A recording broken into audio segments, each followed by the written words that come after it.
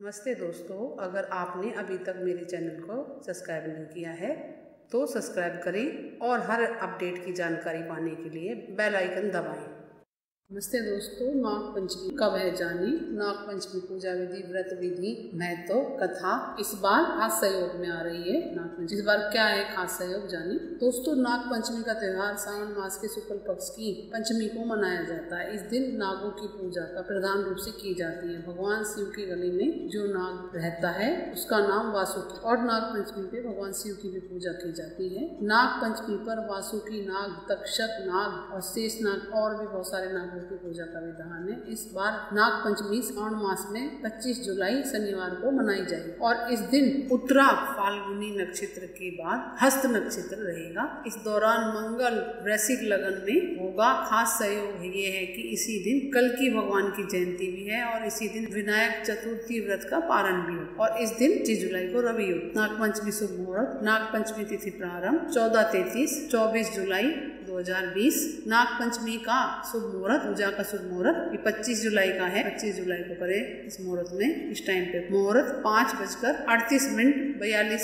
से 8:22 तक। अवधि 2 घंटे 43 मिनट। अगर इस टाइम पे भी ना कर पाए तो अभिजीत मुहूर्त में भी आप पूजा कर सकते हैं, जो लगता है दिन में 11:30 से 12:30 के बीच में। उस टाइम पे भी आप पूजा कर सकते हैं। पंचमी तिथि समाप्त 12/1/25 जुलाई 2020। नाग पंचमी के देव। नाग पंचमी पूजा और व्रत के 8 नाग देव माने गए। अनंत, वासुकी, पद्म, महापद्म, तक्षक, कुलीर, कर्कट और शंख नामक और धृष्टराज, शेषनाग। नाग पंचमी के व्रत के लिए चतुर्थी के दिन से ही एक बार भोजन करें तथा नाग पंचमी के दिन उपवास करें और शाम को व्रत करें। दोस्तों, सावन के महीने में बहुत सारे व्रत और त्योहार आते हैं और सावन का महीना भगवान शिव को अति प्रिय है। उन्हीं त्योहारों में से नाग पंचमी का त्योहार भी सावन के महीने में आता है। बहुत सारे लोग कृष्ण पक्ष की नाग पंचमी मनाते हैं और पर ज्यादातर लोग शुक्ल पक्ष की नाग पंचमी मनाते हैं, जो इस बार 25 जुलाई को है। और नाग पंचमी की पूजा के लिए रात को ही मोठ बाजरा भी भिगो के रखा जाता है एक दिन पहले। और बहुत सारी जगहों पे रात को ही खाना बना लिया जाता है। चौथ के दिन ही उन्हीं को उससे पूजा की जाती है और कहीं कहीं पर ताजा भोजन भी बनाया जाता है।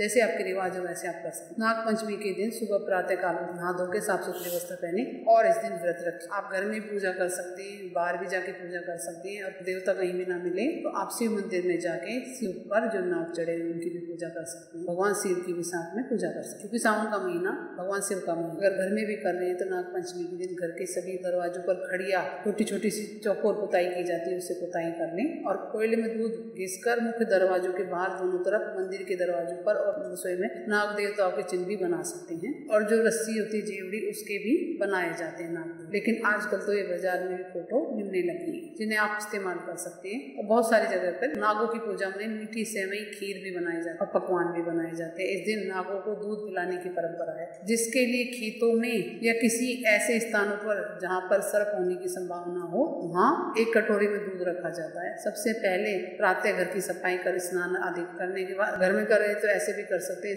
एक लकड़ी का पाटा या चौकी बिछा लें, कपड़ा बिछा लें, नया कपड़ा हो ले, व्हाइट हो तो व्हाइट बिछा लें और रेड हो तो आपके पास रेड कपड़ा भी बिछा लें, जो भी आपके पास हो दोनों में से बिछा। कपड़े में बिछाकर नाग देवता की मूर्ति या तस्वीर रखें। चांदी के नाग नागिन, तांबे के नाग नागिन, नहीं हो तो रस्सी के भी नाग नागिन होते हैं, वो भी रख सकते, दीवार पे भी बना सकते हैं। और फिर जल, सुगंध, दूध, फूल, चंदन से अर्घ दें। नाग प्रतिमा को दूध, दही, घृत, मधु और शक्करा का पंचामृत बनाकर स्नान कर और प्रतिमा पर चंदन गंध से युक्त जल अर्पित करें। वस्त्र पहनाएं, सूत्र, इनकी मूली का कलाव भी चढ़ा सकते हैं। चंदन, हरिद्रा, रोली, बिल्व पत्र, आभूषण और पुष्पमाला, सौभाग्य द्रव्य, धूप, दीप, नैवेद्य, ऋतुफल और तांबूल चढ़ाएं। आरती करें। साथ में मोठ बाजरा भिगो रखा है वो भी चढ़ाएं, चने हैं वो भी चढ़ाएं। क्योंकि दोस्तों, पृथ्वी शेषनाग की फन पट्टी की है और भगवान शिव जी भी सर्प की माला को अपने गले में पहनते हैं, इसलिए सर्प को देवताओं के रूप में पूजा जाता है। भारत में नागों की पूजा करने का एक वैज्ञानिक कारण ये भी है कि खेतों में फसल को नुकसान पहुंचाने वाले चूहों आदि जीवों को सर्प नष्ट कर देती है, जिससे किसानों की फसल सुरक्षित रहती है। और एक सरप ने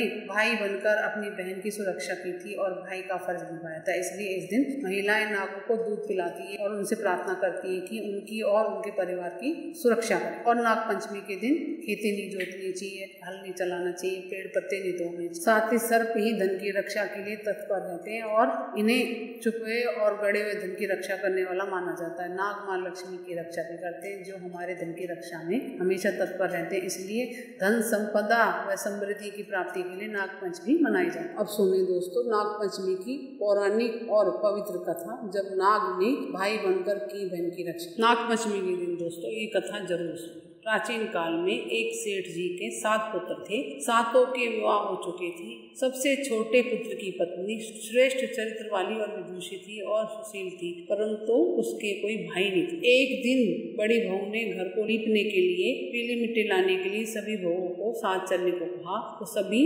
फावड़े और खुरपी लेकर मिट्टी खोदने चली गई और मिट्टी खोदने लगी। तभी वहाँ एक सर्प निकला जिसे बड़ी बहू खुरपी से मारने लगी। ये देखकर छोटी बहू ने उसे रोकते हुए कहा, मत मारो इसे, ये बेचारा निरपराध। ये सुनकर बड़ी बहू ने उसे नहीं मारा। तब सर्प एक और जाकर बैठ गया। तब छोटी बहू ने उससे कहा, हम अभी लौट कर आती हैं, तुम यहाँ से जाना मत। ये कहकर वह सबके साथ मिट्टी लेकर घर चली गई और कामकाज में फंसकर सर्प को जो वादा किया था वो भूल गई। दूसरे दिन जब उसको ये बात याद आई कि मैंने सर्प से वादा किया है, तो सबको साथ लेकर वो वहाँ पहुंची और सर्प को उस स्थान पर बैठा देखकर बोली, सर्प भैया नमस्कार। सर्प ने कहा, तू भैया कह चुकी है इसलिए तुझे छोड़ देता हूँ, नहीं तो झूठी बात कहने के कारण तुझे मैं अभी डस लेता। वह बोली, भैया मुझसे भूल हो गई है, उसकी क्षमा मांगती हूँ। तब सर्प बोला, अच्छा तू आज से मेरी बहन हुई और मैं तेरा भाई हुआ, तुझे जो मांगना हो वो मांग ले।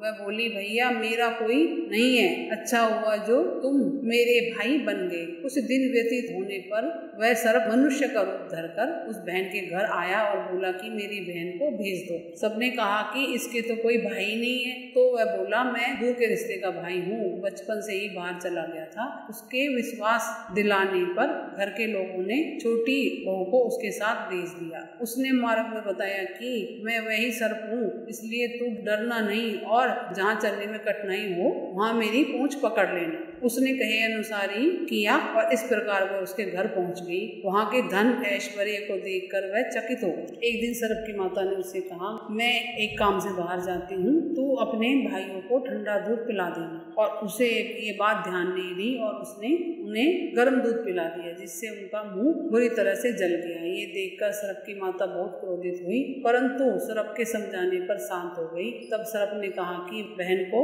अब उसके घर भेजना चाहिए। तब सर्प और उसके पिता ने उसे बहुत सा सोना, चांदी, जवाहरात, वस्त्र, आभूषण आदि देकर, बहुत सारे जेवर देकर घर पहुंचा दिया। इतना ढेर सारा धन देखकर बड़ी बहू ने ईर्ष्या से कहा, भाई तो बड़ा धनवान है, तुझे तो उससे और भी धन लाना चाहिए। सर्प ने यह वचन सुना तो सब वस्तुएं सोने की लाकर दे दी। यह देखकर बड़ी बहू ने कहा, इन्हें झाड़ने की झाड़ू भी सोने की होनी चाहिए। तब सर्प ने झाड़ू भी सोने की लाकर रख दी और सर्प ने छोटी बहू को हीरा मणियों का एक अद्भुत हार दिया। उसकी प्रशंसा उस देश की रानी ने भी सुनी और वह राजा से बोली कि सेठ की छोटी बहू का हार यहाँ आना चाहिए। राजा ने मंत्रियों को हुक्म दिया कि उससे वह हार लेकर शीघ्र ही उपस्थित हो। मंत्री सेठ जी के यहाँ जाकर मंत्री ने कहा कि महारानी जी छोटी बहू का हार पहनेगी, वह उससे लेकर मुझे दे दो। सेठ जी ने डर के कारण छोटी बहू से हार मंगाकर दे दिए। छोटी बहू को यह बात बहुत बुरी लगी, लेकिन बेचारी वो करती क्या,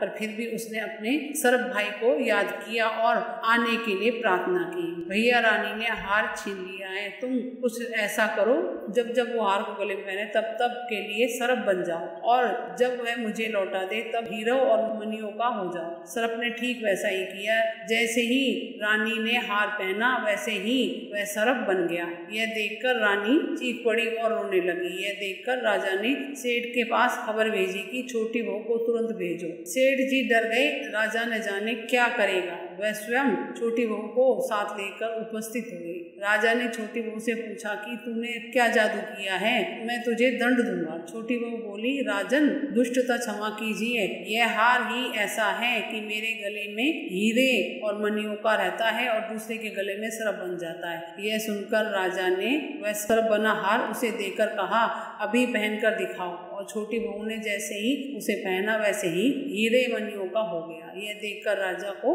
उसकी बात का विश्वास हो गया और उससे प्रसन्न होकर उसे बहुत से मुद्राएं भी पुरस्कार में दे दी। छोटी बहू में अपने हार और इतनी सारी पुरस्कार में मिली राशि को लेकर घर लौट आई। उसके धन को देखकर बड़ी बहू ने ईर्ष्या के कारण उसके पति को सिखाया कि छोटी बहू के पास कहीं से धन आया है। यह सुनकर उसके पति ने अपनी पत्नी को बुलाकर कहा, ठीक ठीक बता कि ये धन तुझे कौन देता है। तब सर्प को याद करने लगी। तभी उसी समय सर्प ने प्रकट होकर कहा कि यदि मेरी धर्म बहन के आचरण पर संदेह प्रकट करेगा तो मैं उसे खा लूंगा। यह सुनकर छोटी बहू का पति बहुत प्रसन्न हुआ और उसने सर्प देवता का बड़ा सत्कार किया। उसी दिन से नाग पंचमी का त्योहार मनाया जाता है और स्त्रियां सर्प को भाई मानकर उसकी पूजा करती। उसी दिन से सारे गांव में ढिंढोरा पिटवा दिया कि सब कोई नाग पंचमी को नाग देवता की पूजा करना और उनकी कहानी कथा सुनना, क्योंकि नाग देवता की पूजा से और कथा सुनने से सभी मनोकामनाएं पूर्ण होती है। और जिनकी कुंडली में काल सर्प दोष हो उनको भी नाग पंचमी के दिन पूजा करवानी और इस दिन रुद्र अभिषेक भी करना, क्योंकि रुद्र अभिषेक का भी बहुत ज्यादा अधिक महत्व है। नाग पंचमी की दोस्तों आपको हार्दिक शुभकामनाएं। और जो मरुस्थल में नाग पंचमी मनाई जाती है उसमें ठंडा भोजन नहीं करा जाता है, एक दिन पहले ही बनाया जाता है भोजन। और ये नाग पंचमी 10 जुलाई को है। और कुछ पूछना दोस्तों कमेंट्स करके पूछे। मेरे चैनल को लाइक करें, सब्सक्राइब करें, शेयर करें। नमस्ते दोस्तों।